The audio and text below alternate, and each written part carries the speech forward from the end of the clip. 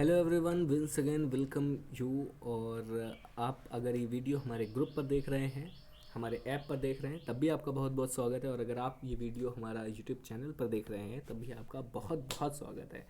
फिलहाल आज हम लोग एक बार फिर से बात करेंगे चैप्टर नंबर 8 के बारे में। इसमें जो चीज़ें रिमेनिंग है उसके बारे में हम लोग डिस्कस करेंगे। ये इस चैप्टर के लिए सेकंड पार्ट होगा वीडियो का, और क्योंकि हम लोग ऑलरेडी एक पार्ट डिस्कस कर चुके हैं और बहुत तेज़ी से हम लोग आगे बढ़ रहे हैं, और हर हफ्ते हम लोग लगभग 2 चैप्टर या 3 चैप्टर ख़त्म कर देते हैं। तो ये एक अच्छी बात है कि क्लास 10th एनसीईआरटी जो आप सभी ने कहा था वो विद इन 2 मंथ्स पूरी की पूरी ख़त्म होने जा रही है। लगभग आधे घंटे की क्लास या पौन घंटे की क्लास में आपकी जो है 2 महीने के अंदर आपकी पूरी एनसीईआरटी क्लास 10th की बेस की, जो कि यूपीएससी के लोगों की डिमांड पर ऑर्गेनाइज किया गया था ये क्लास। तो काफ़ी अच्छा रिस्पांस आप सबका भी रहा है, इसके लिए बहुत बहुत शुक्रिया और तहे दिल से हम आपका धन्यवाद करते हैं। फिलहाल चलते हैं, आज का ये वीडियो स्टार्ट करते हैं और जो भी रिमेनिंग चीज़ें हैं उनके बारे में हम डिस्कस करते हैं कि आगे हम लोगों की क्या क्या चीज़ें बची हुई हैं। आइए ज़रा देखते हैं और शुरुआत करते हैं कि जो चीज़ें थी वो क्या है। जी हाँ, बात करते हैं रिप्रोडक्शन इन ह्यूमन बींग्स। जी हाँ, रिप्रोडक्शन इन ह्यूमन बींग्स की अगर बात चलती है तो हम लोग ये सीधी सीधी बात जानते हैं कि मानव में जनन कैसे होता है। ठीक, तो इसके लिए सबसे पहले पॉइंट पर सबसे पहली बात दी गई है, humans use a sexual mode of reproduction. जी हाँ, ह्यूमन कौन सा मोड ऑफ रिप्रोडक्शन यूज करते हैं? तो sexual mode of reproduction human use करते हैं। दूसरा पॉइंट इसी में एक छोटे से अहम रोल में आता है, अहम किरदार निभाता है, और वो क्या? It needs sexual maturation. It needs sexual maturation which include, sexual maturation यहाँ पर क्लियर हो जा रहा है कि ये है क्या। ठीक, which includes creation of germ cells. अब जर्म सेल्स क्या है? जैसे कि आइडेस एग या ova in female body and sperm in male body या male partner, and this period of sexual maturation is called puberty. ठीक है, अगर आपसे प्यूबर्टी की जो है डेफिनेशन भी पूछी जाए और एक नंबर में पूछी जाए तो आप कह सकते हैं the period of sexual maturation is called puberty. ठीक है, बहुत इजी है, कोई बहुत बड़ी बात नहीं है, बहुत पहाड़ नहीं ढकेलने हैं आपको। आप इतनी सी चीज़ें लिख करके जो अभी तक, जैसे मान लिया फॉर एग्जांपल हम लोग ये समझते थे कि दाढ़ी मूछ का निकलना, हाइट में ग्रोथ होना, बॉडी मतलब लंबाई चौड़ाई ऊंचाई भार, इन सब में चेंज होना, वो तो प्यूबर्टी में आता ही है। लेकिन वो क्या ये एक्यूरेट डेफिनेशन है? क्या इसे हम एक लाइन में एक्सप्लेन कर सकते हैं? तो आपका आंसर है नहीं। हम इसे एक्सप्लेन कैसे कर सकते हैं एक लाइन में? तो कह सकते हैं the period of sexual maturation, the sexual maturation period is known as puberty. Simple, इतना कह करके आगे बढ़ेंगे। बहुत ज़्यादा टाइम नहीं हम लोगों के पास लिखने के लिए, है ना, क्योंकि हमें टिक करना है और आगे बढ़ना है। या मेंस में लिखना है तो टिक एक लाइन में अगर है तो, फिलहाल एक लाइन में तो पूछेगा नहीं, लेकिन अगर गलती से पैटर्न चेंज हुआ कभी तो ऐसा हम कर सकते हैं। ठीक है, फिलहाल आप जानते रहिए। ठीक, आगे की बात करते हैं। नेक्स्ट थर्ड पॉइंट में यहाँ पर आपको दिया गया है छोटी सी बात कि human beings have a well developed male and female reproductive system. ये दोनों बातें बिल्कुल क्लियर हैं कि फीमेल बॉडी और मेल बॉडी दोनों में एकदम वेल डेवलप्ड रिप्रोडक्टिव सिस्टम या जनन तंत्र विकसित होता है, मेल बॉडी या फीमेल दोनों बॉडी में, है ना। अब चौथे पॉइंट पर आगे बढ़ते हैं। चौथे पॉइंट में दिया हुआ है the formation of male germ cell. अब मेल जर्म सेल क्या है? स्पर्म है ना। तो sperm takes place in testes. अब टेस्टीज में स्पर्म बनता है। ठीक है, मेल जर्म सेल किसे कहते हैं? तो मेल जर्म सेल कहते हैं हम स्पर्म को। अब स्पर्म कहाँ बनता है? तो टेस्टीज में बनता है। टेस्टीज क्या है? तो टेस्टीज मेल रिप्रोडक्चर ऑर्गन है। ठीक है, अब इसी में आगे की बात करते हैं थोड़ी सी। एक्चुअली जो नेक्स्ट पॉइंट है उसकी बात कर रहे हैं। तो actually a pair of testes are located inside scrotum situated outside. ठीक है, स्क्रॉटम एक स्किन के प्रोटेक्शन में होता है and situated outside the abdominal cavity. Abdominal cavity के यानी निचले हिस्से के तरफ बाहर की ओर होता है। It is meant to keep relatively a low temperature which is needed for the production of sperms by testis. ठीक है, देखिए बहुत ही ईजी है। एक पर्टिकुलर टाइम तक स्पर्म्स को जिंदा रखने का काम कौन निभाता है? टेस्टिस निभाते हैं। ठीक, ये जो टेस्टिस होते हैं, अब इनका काम आपको समझ में आ रहा है। ठीक, पहले इनका फॉर्मेशन करना, किसका? हाँ, मेल जर्म सेल का फॉर्मेशन करना, और उसके बाद उनकी सिक्योरिटी करना। ठीक है, ये काम होता है हमारे टेस्टिस का। ये किसका काम होता है? टेस्टिस का। और बाहर क्यों होते हैं? क्योंकि अगर ये बॉडी के अंदर होंगे, इनसाइड द बॉडी होंगे, अगर ये सारी चीज़ें, है ना, टेस्टिस अगर इनसाइड द बॉडी होंगे तो जो हमारे स्पर्म्स हैं बॉडी के, वो स्पर्म ज़्यादा हीट में सरवाइव नहीं कर पाता है। इसके लिए उसको बिल्कुल लो टेम्परेचर एरिया चाहिए, जिसमें टेम्परेचर बिल्कुल डाउन हो। ठीक, तो वो वहाँ पर जो है एक्सटर्नल साइड बॉडी का चूज़ करते हैं। ठीक है, इसीलिए ये बाहर होते हैं। ठीक, क्योंकि बाहर बॉडी से बाहर जब आते हैं तो टेम्परेचर बहुत कम हो जाता है। ठीक, जिसके कारण वहाँ पर आपका स्पर्म जिंदा रह पाता है। अब बात करते हैं नेक्स्ट पॉइंट की। नेक्स्ट पॉइंट में आपको छोटी सी चीज़ दी गई है, more over testis release a male sex hormone called testosterone whose function is to regulate the production of sperm, and the next one is brings out changes in appearance seen in boys at the time of puberty। यानी puberty के समय changes जो होते, जो दिखते हैं, उसका कारण मेल सेक्स हार्मोन की वजह से होता है, जो उस मेल सेक्स हार्मोन को क्या कहते हैं? टेस्टोस्टेरोन। ठीक है, और regulate the production of sperm. ठीक, ये दो बातें होती हैं, ये दो मेन फंक्शन होते हैं टेस्टिस के। ठीक है, नहीं सॉरी, टेस्टिस का फंक्शन तो होता है सेक्स हार्मोन को रिलीज करना, और सेक्स हार्मोन जिसको हम टेस्टोस्टेरोन कहते हैं, उसका काम होते हैं ये दो पॉइंट। ठीक है, ये टेस्टोस्टेरोन के हैं। ठीक, अब नेक्स्ट पॉइंट इसमें जो दिया गया है उसकी बात करते हैं। नेक्स्ट पॉइंट क्या है, जरा इसमें देखते हैं। नेक्स्ट पॉइंट है हमारा, the sperms along with the secretion of prostate gland and seminal vesicle together constitute semen, which is released and made to enter into the female genital tract during copulation। ठीक है, आगे की बात करते हैं। Next point हमारा यहाँ पर दिया गया है, the sperms along with secretion of prostate gland and seminal vesicle together constitute, ये तो वही बात है। ठीक है, अब ये दो एक पॉइंट दो बार रिपीट हो गया। अब यहाँ देखिए, ये सारी बातें हम लोगों ने टेस्टिस और जो है ह्यूमन या मेल बॉडी सेक्स हार्मोन की जो है डिस्कस करी। अब हम लोग जा रहे हैं डिस्कस करने जो वो है फीमेल रिप्रोडक्टिव सिस्टम। ठीक है, तो फीमेल रिप्रोडक्टिव सिस्टम, अब यहाँ सामने बहुत ही चीज़ें आपको क्लियरली हाथ के पास कुछ चीज़ें देखने को मिल रही हैं। ये ठीक, इसे हम ओवरी कहते हैं। ओवरी का काम क्या होता है? जैसे कि हमारे मेल बॉडी में टेस्टिस के काम होते हैं ना, वैसा ही काम लगभग फीमेल बॉडी में जो है ये ओवरी का होता है। ठीक है, अच्छा, फैलोपियन ट्यूब यहाँ पर देख रहे हैं ये। अब यहाँ से चीज़ें निकल करके कुछ एग वगैरह निकलते हैं यहाँ से, और उसके बाद यहाँ पर जाते हैं, और ये जो एरिया आपको ब्लैंक एरिया दिख रहा है ना, ये जो वूम्ब एरिया है, ये वूम्ब एरिया में स्पर्म और ये एग दोनों का मीटअप होता है, फर्टिलाइजेशन होता है, और उसके बाद आगे चीज़ें यहाँ से ग्रो करती हैं। ठीक, अच्छा, अब थोड़ी सी आगे बढ़ते हैं और यहाँ जो नेक्स्ट पॉइंट दिया है उसको ज़रा डिस्कस करते हैं। ठीक, अच्छा, अगर आपको कोई डिस्कशन करना होगा देन द सैटरडे क्लास में आपका बिल्कुल बहुत बहुत स्वागत है।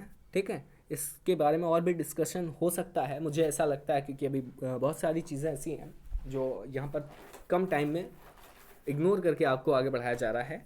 ठीक, क्योंकि ये वीडियो क्लास 10th वाले बच्चे भी देख रहे होंगे, तो उनके लिहाज से ये ज़रूरी नहीं है कि वो हर चीज़ उनको बताई जाए। ठीक है, लेकिन अगर आप यूपीएससी के कॉम्पिटिटर हैं देन आप कमेंट कर सकते हैं, आपको चीज़ें एक्सप्लेन करके ज़रूर बताई जाएंगी। ठीक है, द फीमेल और फीमेल जर्म सेल, जिसे हम क्या कहते हैं, फीमेल जर्म सेल को एग कहते हैं ना, तो egg are made in ovaries, simple सी बात। हालांकि मेरी कोशिश ये है कि पूरी चीज़ें आपको यहीं पे एक्सप्लेन कर दी जाएँ।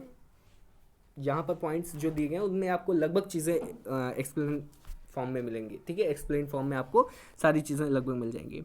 अ pair of which is located in both side of abdomen, देखो बहुत ही ईजी है, बोथ साइड ऑफ एब्डोमेन, यहाँ देख रहे हैं ना, ये both side of abdomen available है, ठीक। आगे बढ़ते हैं।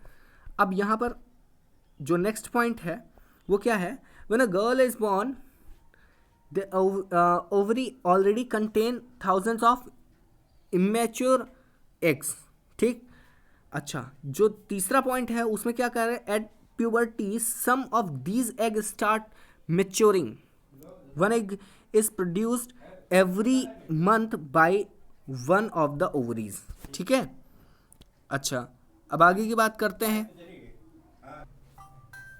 तो नेक्स्ट पॉइंट में हमको दिया गया है the egg is carried from the ovary to the womb, from the ovary to the womb through a fallopian tube. अभी हमने आपको बताया ना कि यहां से ओवरी से एक फैलोपियन ट्यूब के थ्रू एग पहुंचता है ना ऊम्ब में, ठीक है, यूट्रस में, ठीक।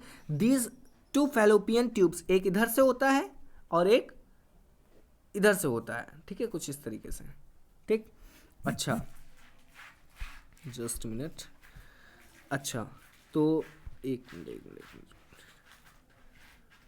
ओहो द हेल, हाँ, तो कहाँ थे हम लोग। The egg is carried from the ovary to the womb through a fallopian tube. These two fallopian tube unite into an elastic bag like structure known as uterus, ठीक है। जो वूम्ब का स्ट्रक्चर है वो एक बैग की तरह को होता है, और बैग की तरीके कैसा बैग, तो एक रबर के थैले के जैसे का एक बैग होता है जिसमें इलास्टिसिटी होती है, खिंचाव होता है, तारत्व होता है, यानी कि एक रबर के तरीके वो खींच सकता है, ठीक है। उसके अंदर अगर एक जो है ग्रोथ हो किसी ऑर्गन की तो वो आराम से हो सकती है, ठीक है। तो इसी वजह से इसमें जो इलास्टी पाई जाती है ना, इसी वजह से ग्रोथ होती है, क्योंकि वो बैग बड़ा होता चला जाता है, ठीक है। अच्छा, इसको क्या कहते हैं, तो उसे हम यूटेरस कहते हैं। आगे की बात करते हैं। The uterus opens into the vagina through the cervix, ठीक, ये तो आपको पता ही होगा। यूटेरस ओपन होता है वजाइना में, किसके द्वारा, सर्विक्स एरिया के द्वारा, ये सर्विक्स के द्वारा। Fertilisation occurs in the fallopian tube of female genital tract, ये बात आपको भी पता है। अब मेंस्ट्रुएशन क्या होता है, मेंस्ट्रुएशन की अगर बात करें, व्हाट इज मेंस्ट्रुएशन, ये क्लास 10th लेवल पर बहुत ही फ्रिक्वेंटली पूछा जाने वाला क्वेश्चन है। The fertilised egg also called zygote gets implanted in the lining of uterus and start dividing. Actually uterus is richly supplied with blood to nourish the growth of nourish the growing embryo, ठीक। if zygote is not formed, अगर zygote नहीं मिलेगा, the inner wall of uterus breaks, तो uterus के अंदर की जो wall है ना वो ब्रेक हो जाएगी, ठीक, which cause bleeding through vagina, and this whole process is called menstruation, ठीक है, रजोधर्म हिंदी में कहते हैं इसको। It occurs at a regular interval of 28 days, ठीक है। आगे की बात करते हैं। नेक्स्ट पॉइंट यहां पर जो है वो है the embryo gets nutrition. So next point है हमारा, the embryo gets nutrition from the mother's blood with the help of special tissue called placenta, ठीक है। याद रखिएगा प्लेसेंटा क्या होता है, placenta is a special tissue, ठीक है। और कैसा, तो एम्ब्रायो क्या करता है कि उसको नरिश कर देता है, लेकिन कहाँ से, तो मदर्स ब्लड, जो मदर की बॉडी से ब्लड फ्लो हो रहा है ना, उससे जो है ये स्पेशल टिश्यू जो है नरिश किया जाता है, और फिर बाद में वो प्लेसेंटा ही आगे चल करके कन्वर्ट होता है एम्ब्रायो में, एम्ब्रायो आगे जाकर कन्वर्ट हो जाता है बेबी में, ठीक है।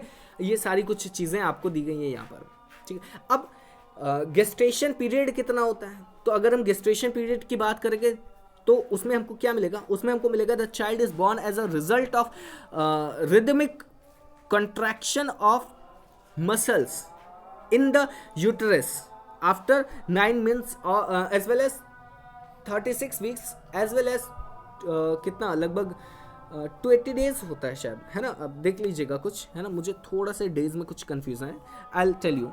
Of development inside mother's womb, it is also called gestation period, ठीक है, सिंपल। अच्छा, गेस्टेशन पीरियड में इतनी बातें थी, आगे इसी के साथ हम छोटी सी बात और है मेनोपॉज को लेकर के। अब मेनोपॉज क्या होता है उसके बारे में अगर हम लोग बात करें तो the sexual cycle in women continues up to the age of 45 to 50 years, ठीक है, 45 से 50 साल तक। After that the ovary do not release egg, this stage is called menopause, ठीक। It also marks the end of menstruation in the women, ठीक, ठीक है। मुझे उम्मीद है ये बहुत इजी वर्ड्स में लिखा है, आपको समझ में आया होगा। और अब चलते चलते थोड़ी सी बातें और करते हैं, रिप्रोडक्टिव हेल्थ की बात करते हैं। तो रिप्रोडक्टिव हेल्थ की अगर हम बात करेंगे तो यहाँ पर आपको पहले पॉइंट में दिया गया है, reproductive health means total well being in all aspects of reproductive age physical emotional या फिजिकल इमोशनल सोशल और बिहेवियरल, है ना, बिहेवियरल। तो ये सारी चीज़ें जो है हमारे रिप्रोडक्टिव हेल्थ में आती हैं, ठीक। मुझे उम्मीद है कि छोटी छोटी बातें हैं आपको समझ में आ रही होंगी, पॉइंट्स में लिखा हुआ है, आप उनको पढ़ेंगे और समझेंगे। नहीं समझ में आएगा आप कमेंट करके पूछेंगे, ठीक है। अच्छा, कॉन्ट्रासेप्शन, अच्छा ठीक है, जैसे ग्रुप पर मैसेज आ रहा है भाई, तो लाइव क्लास में तो पूछ सकते हैं लेकिन बाद में नहीं पूछ सकते हैं। हाँ ठीक है, कोई बात नहीं, यहाँ पर अगर आपको कमेंट का ऑप्शंस नहीं मिल रहा है कोई बात नहीं, आप हमारे जो क्वेश्चंस हैं आपके वो नोट कर लीजिए और सैटरडे की जब डिस्कशन क्लास होगी ना आप उसमें डिस्कस कर लीजिएगा, ठीक है जी। हाँ, कोई गहलोत करके थे, निकल गया बड़ी तेज़ी से नाम, मैंने पढ़ नहीं पाया, I am so sorry mister Gehlot. फिलहाल कॉन्ट्रासेप्शन क्या होता है? Contraception is the avoidance of pregnancy, ठीक है। It can be achieved by 3 of methods, ठीक है। 3 मेथड होते हैं कंट्रासेप्शन के, बचने के, ठीक। कौन कौन से होते हैं? पहला तो सबको पता है, फिजिकल बैरियर, ठीक है, फिजिकल बैरियर होता है पहला, ठीक। अब फिजिकल बैरियर, उसके बाद आता है सर्जिकल मेथड और तीसरा होता है केमिकल मेथड, ठीक। अब ये इन तीनों में जो पहला फिजिकल बैरियर है, to prevent the union of sperm and eggs, ठीक है, सारी चीज़ें आप पढ़ लेंगे। उसके बाद जो सर्जिकल मेथड है, सर्जिकल मेथड क्या है? सर्जिकल मेथड में कहा गया also called sterilisation in vasectomy, the complete difference of male is blocked to prevent the sperm transformation, ठीक है। और फिर आगे भी कुछ चीज़ें दी गई हैं, दोनों अलग अलग होते हैं, ठीक, एक मेल के लिए एक फीमेल के लिए, ठीक है।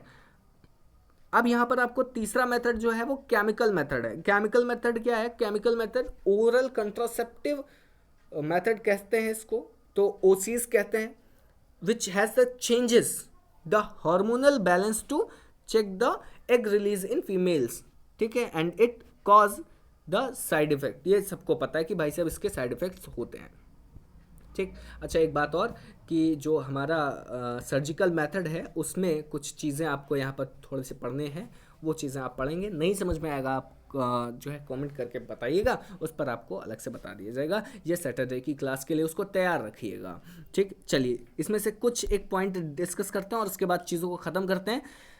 Healthy society needs a balance sex ratio that can be achieved by educating the people to avoid the male practices like female foeticides and prenatal sex determination.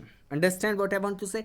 अब इसके लिए हमें सबसे पहले एसटीडी को पढ़ना होगा, सेक्सुअली ट्रांसमिटेड डिसीज पढ़नी होंगी, ठीक है। अब वो क्या है, आइए जरा पहला पॉइंट उसमें डिस्कस करते हैं, which is the viral STDs. Viral STDs मतलब यहाँ देख लीजिए एचआईवी हो गया, एड्स हो गया, ये सारे वायरल एसटीडीज आते हैं।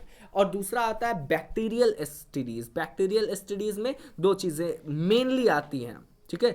पहला आता है syphilis and the next one is gonorrhoea, ठीक है। एंड एसटीडी क्या होता है? एसटीडी होता है सेक्सुअल ट्रांसमिटेड डिसीज, ठीक है। ये बीमारियां होती हैं, सबको पता है, ठीक है, मुझे उम्मीद है कि आपको भी पता होगा, नहीं पता होगा या तो कमेंट कीजिए या फिर सैटरडे के लिए डिस्कशन क्लास के लिए रखिए, ठीक है।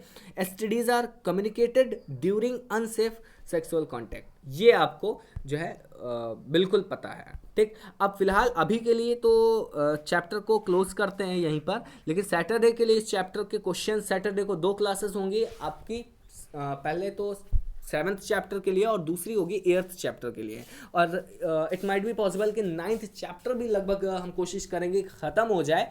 अगर ख़त्म हो जाता है तो 9th चैप्टर के लिए भी डिस्कशन हम लोग सैटरडे की क्लास में करेंगे, ठीक है। सो आज के लिए और अभी के लिए फ़िलहाल बस इतना ही। We will meet for the next video with the next chapter. Thank you so much, love you, bye bye, take care, see you.